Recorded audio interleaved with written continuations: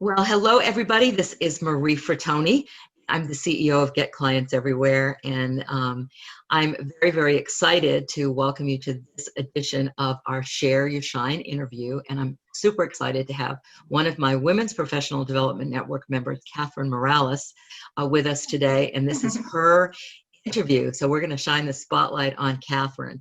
For those of you that might be new to this, Get Clients Everywhere is a company that coaches and consults with entrepreneurs in the area of networking, connecting, sales, and speaking and events. And so every month, the Women's Professional Development Network, which is one of my babies, we have a fabulous membership here in Atlanta. Katherine is a member, and we like to shine the spotlight on all of our members. So Katherine, welcome. I'm excited to have this conversation with you. Me too. Thank you so much, Marie. Yeah, I want to tell you a little bit about Katherine. You know, I met Katherine, I don't know, maybe over a year ago or so. And anytime I've had a conversation with her, I always walk away with like an aha, I'm awakened, something new. I just discovered something because she's a great listener and she's a public relations and a marketing strategist. So I'm going to tell you a little bit about who Katherine is, then I'm going to open it up to a conversation for us. But Katherine is here located in the Atlanta market, and her business is called Inflection Point Marketing. She's an authentic brand strategist. So marketing and PR is her jam. Does a great job with that. Inflection Point Communications is her business, and she is an authentic brand strategist who's got several years and is an award-winning marketing and PR strategist. She works with companies, entrepreneurs to help them really find the best customers and the clients to grow their business. So with the sales that I do, that's a great thing to go hand in hand with finding that. And she's also had great experience working with major corporations like Chick-fil-A, Hewlett-Packard. I think you've all heard of those big companies. And now she helps entrepreneurs and solopreneurs really work to help them get their messaging out so that they can find their right clients. She's also somebody who's very service-oriented and volunteers with major boards. She's an award winner. She is part of the Public Relations Society of America in the Georgia chapter and is a leader. And she's been nominated as a trailblazer, has been, I love this, an inaugural recipient of the PRSA Georgia chapter under 40 award. I mean, I just think that it's, you know, you put yourself out in like major boards, major opportunities to really connect so that you're really learning your business and your craft and really like leading us forward in there. So I just want to say welcome. I'm really looking forward to this conversation. Me too. Thank you so much. Today we're going to have a conversation and we're going to look at the topic of this. If you wanted to put a topic to it, it's how to market to move the mark.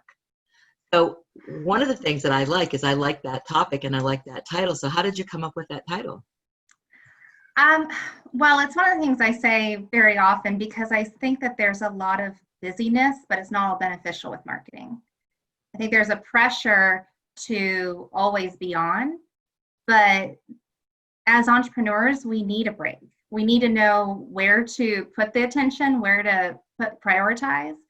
And, you know, all the marketing doesn't always move the mark. So that's really what I focus on. I mean, moving the mark too also ties into your inflection point. So we're always at a different point in our business. So I really try to connect with clients exactly where they are and figure out where they need to go.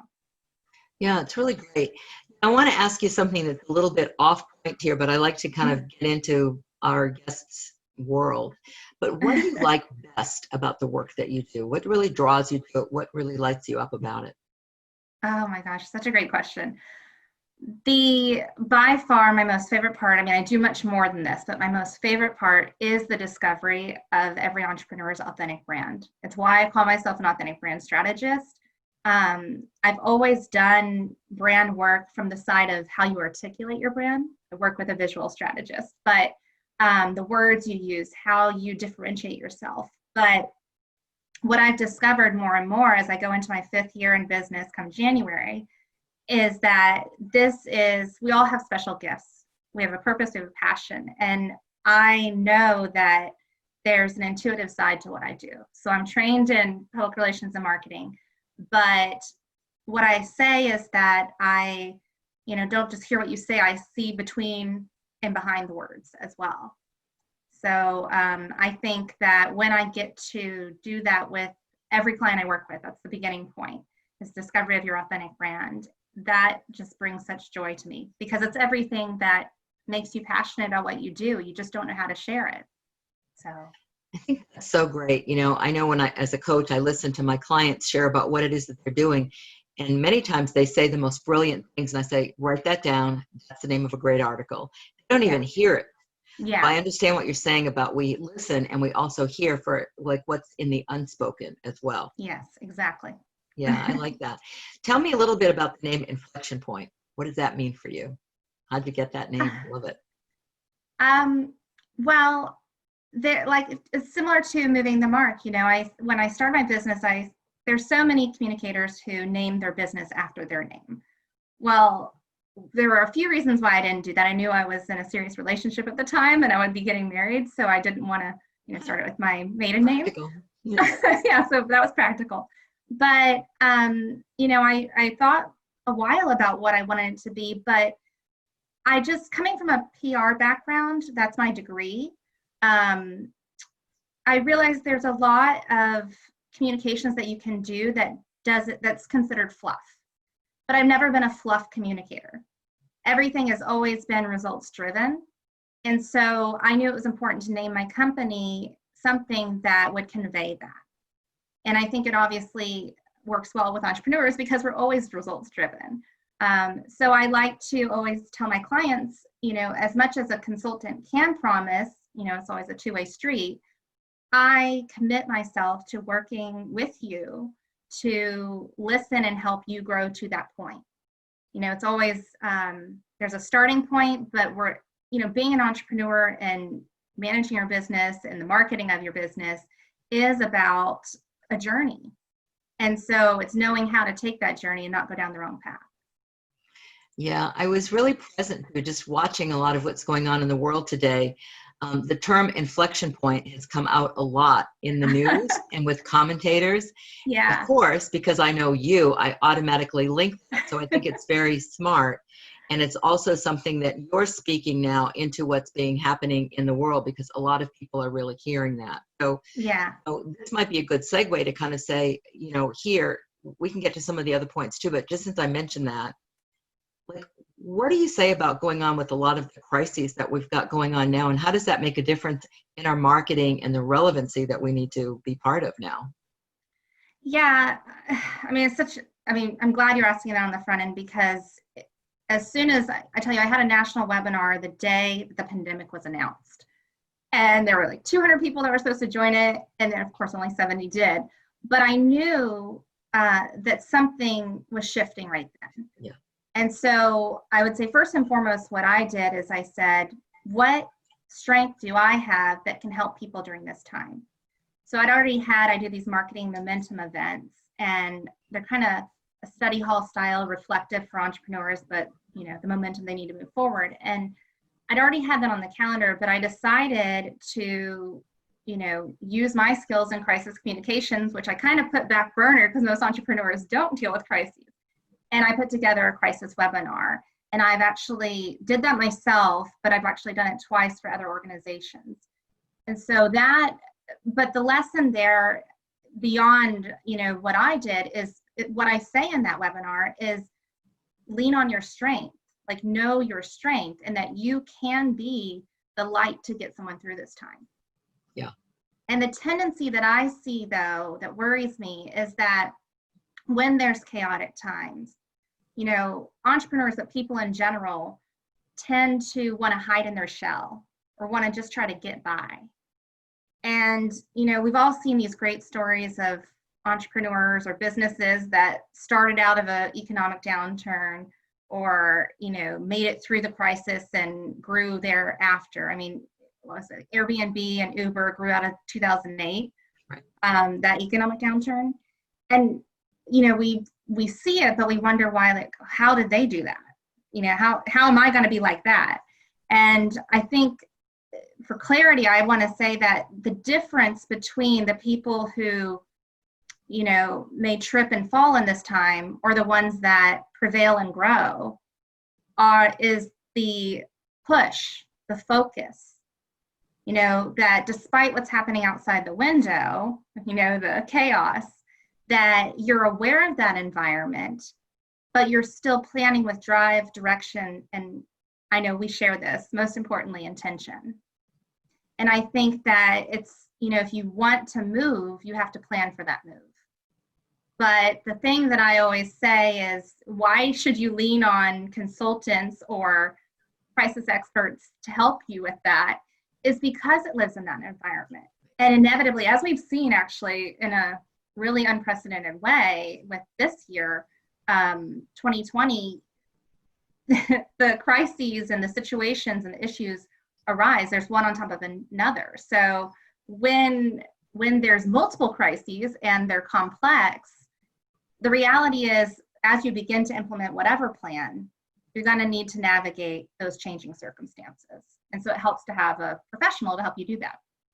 Yeah, it's really well said. I would agree with everything that you say. And I know that, if I look at my community, there's some people that are actually really thriving.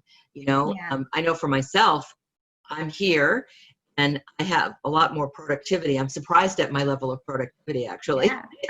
kind of shocking myself a little bit. But I don't have as many distractions, but I'm here to actually serve people who really will arise out of all the different crises. I mean, pick a crisis, any crisis. We've got so many different ones going on in the world today, all over the world. That, if we really take the time to focus and to really look and really, like you said, play to our strengths and do what it is that we really do best, there are people that are really looking for us. I like the way you've said that in terms of really partnering with people. I also want to ask you a little bit, I also come from a big brand background, and worked in corporate America and really supported a lot of major companies. And I've learned a lot of good things from those days that I can really bring to, an entrepreneur and to a solopreneur and to a mompreneur. Doesn't really matter. Share a little bit about what you've learned in that environment with those companies and how you bring that to your current business. Oh, thank you for asking that. It's interesting when I introduce myself, I always say I take everything I learned from the big brands and I help growing businesses. But yeah, I would say similar to you, there's a lot that I learn and I apply, but for simplicity's sake, I'll focus on 3 points. And I would say first and foremost, the value of a brand as a foundation for your business.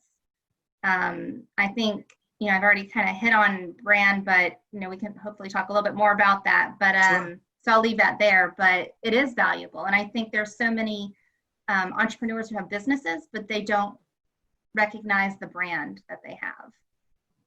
So that's the first point. I would say second is how to manage your time and money. And of course, bigger brands had much deeper pockets and they had full teams and departments dedicated.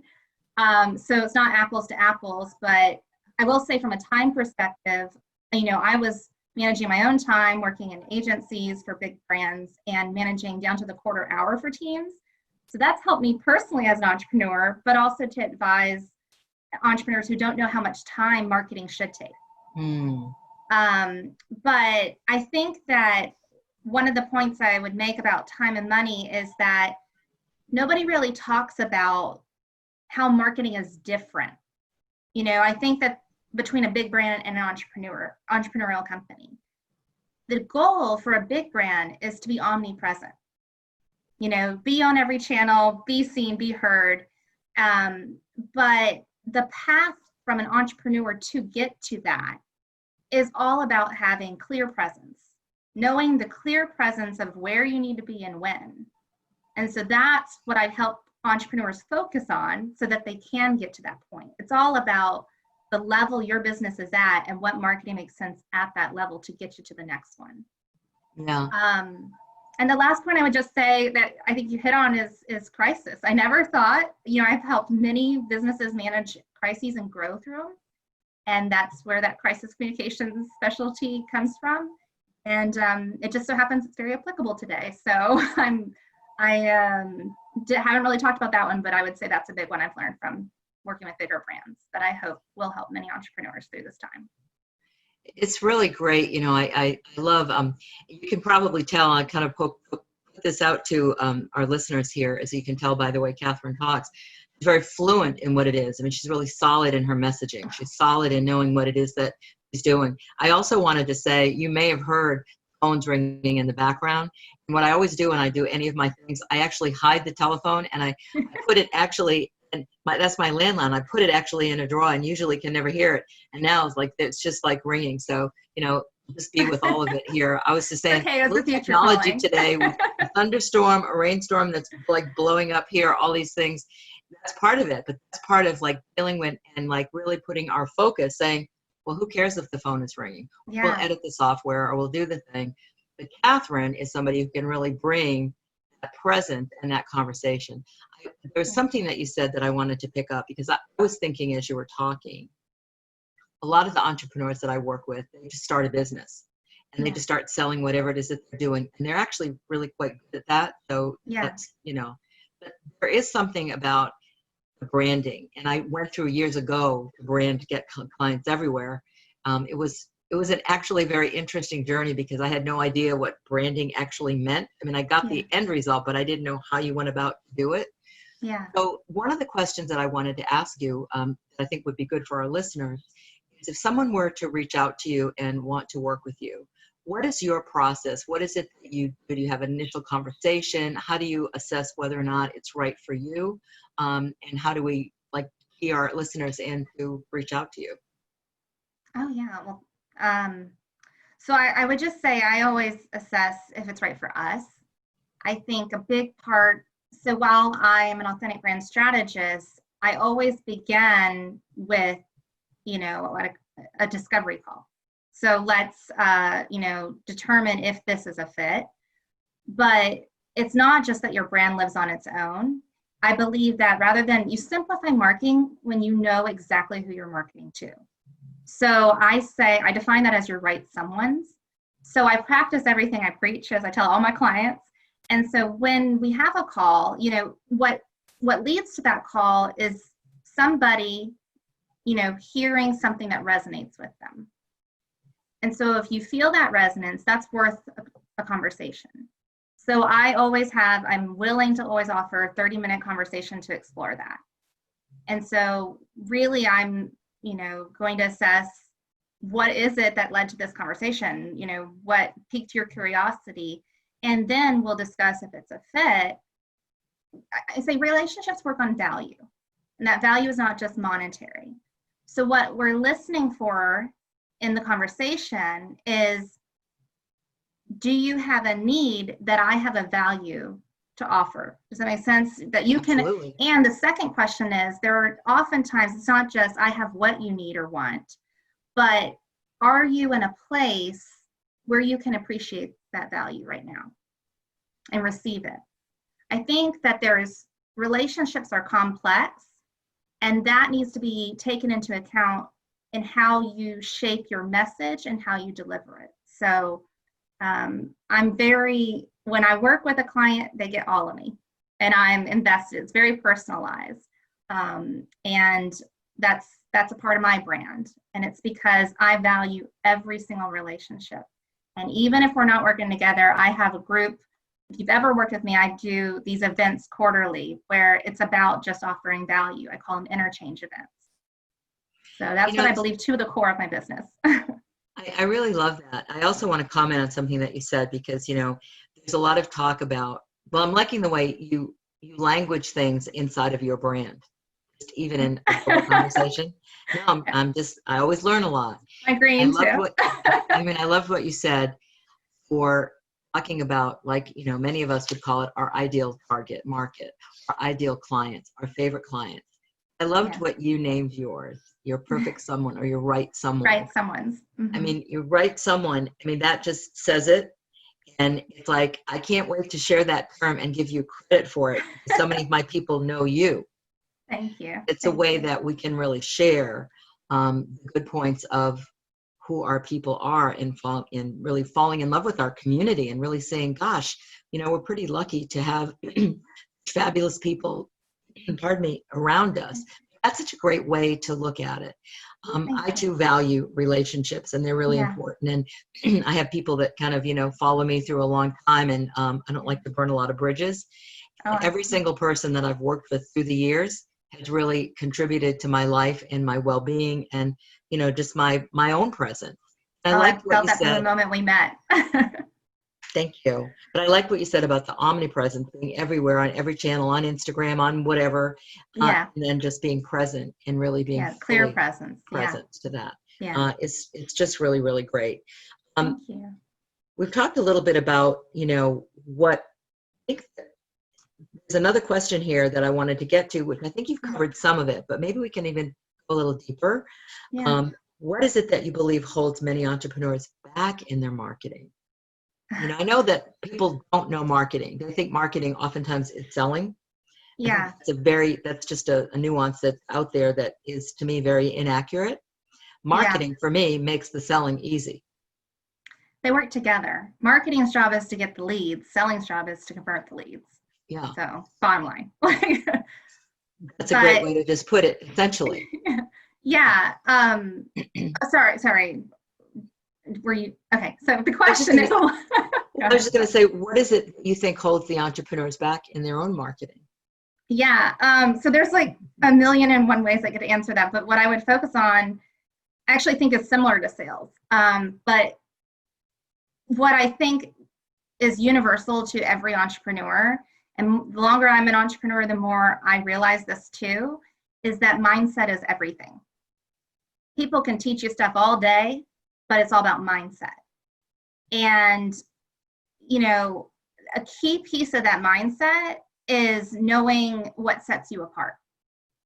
Because what gets in your way a lot of times as entrepreneurs, and I hear this all the time, it's like the imposter syndrome, the a big one is comparison. And you're asking yourself, well, why can't I get that to work like that person can do that, right?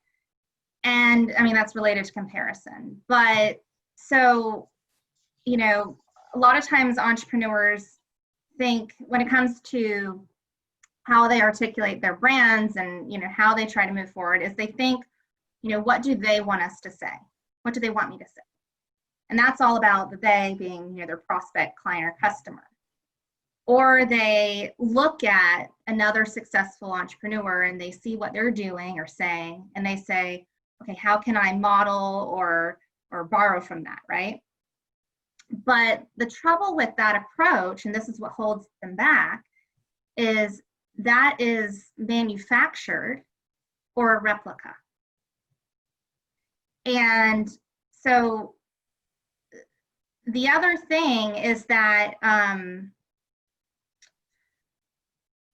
so if you don't do that, an entrepreneur says, okay,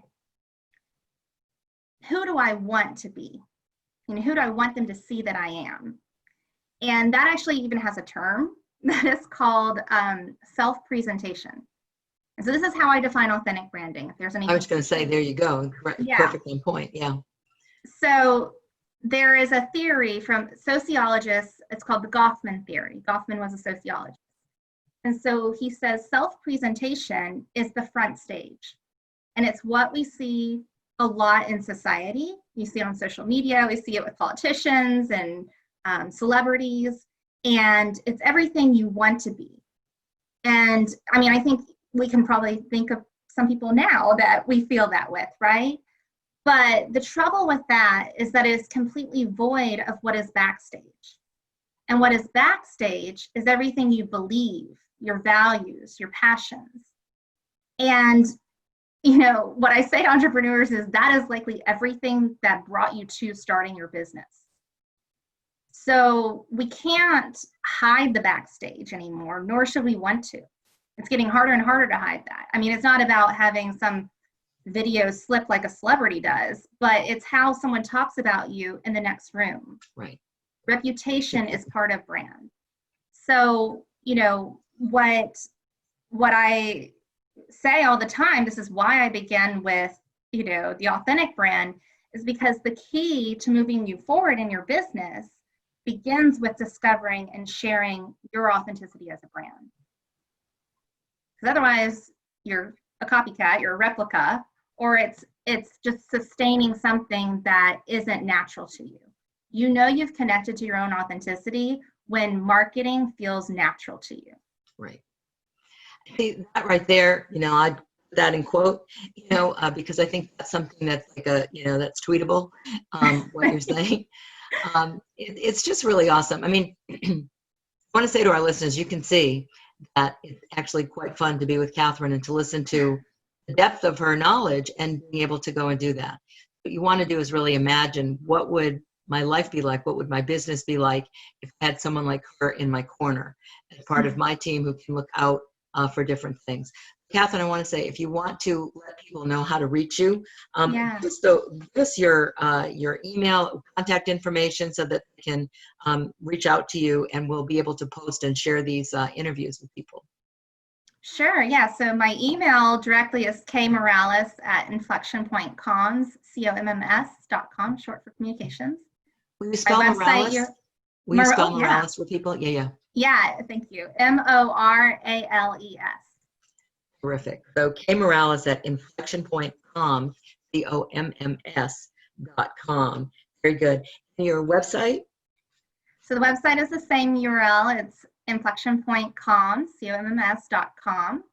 And I would encourage people, I have a sign up there. I know everybody gets newsletters, but I do regular free events. I share lots of tips every single month. I don't spam people. So I would encourage, if you like what you read or see, to join the newsletter. Yes, and being a subscriber to your newsletter, I would agree. You've got lots of good things that are there. Great things. You can see I always learn something. The conversations any conversation I've ever had with Katherine has been rich, it's been substantive, it's been fun, it's been easy.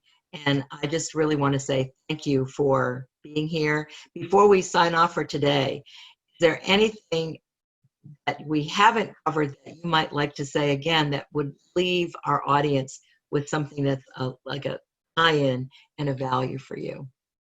We covered a lot of territory today. Yeah, I just would say that, every entrepreneur should know and believe that you are every reason somebody will want to work with you. You don't have to be any more. You don't have to, do big fireworks. I say, just build your fire. I love that. That's a great way to do it.